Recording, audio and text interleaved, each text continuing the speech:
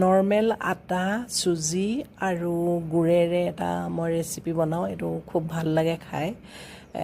এইটো গুড়টো অকণমান নামমাত্ৰ পানী দি পেলাই গলাই ল'ব লাগে। অকল গলোৱালৈকেহে, সেইটো কোনো হেৰি নাই। আচলতে আপুনি পানীতে বহুত সময় আগত দি থ'লেও কোনো হেৰি নাই।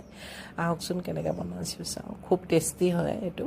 এয়া গুড় অকণমান পানীতে দি পেলাই অকণমান গলাই লৈছোঁ। গলাই লোৱালৈকে হ'ব আৰু এয়া মই বাতিটো জোখে বাতি আটা লৈছোঁ, নৰ্মেল আটা, আৰু ইয়াতে এয়া চুজি দিছোঁ আধা বাতি।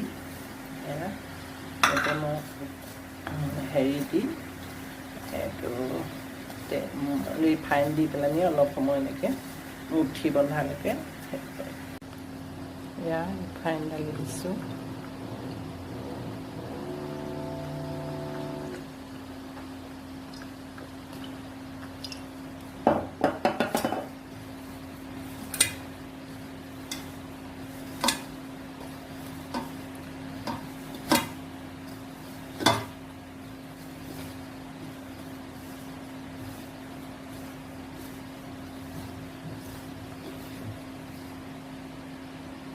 এনেকুৱা হোৱালৈকে,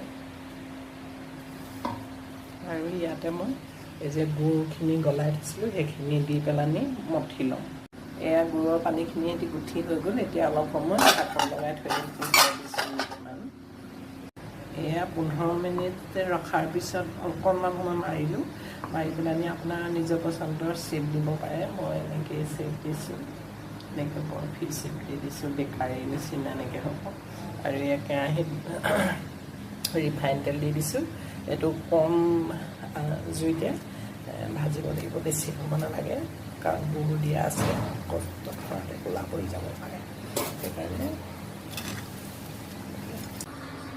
এয়া গুড়, আটা আৰু চুজিৰ বনগেয়া, বহুত টেষ্টি হয়।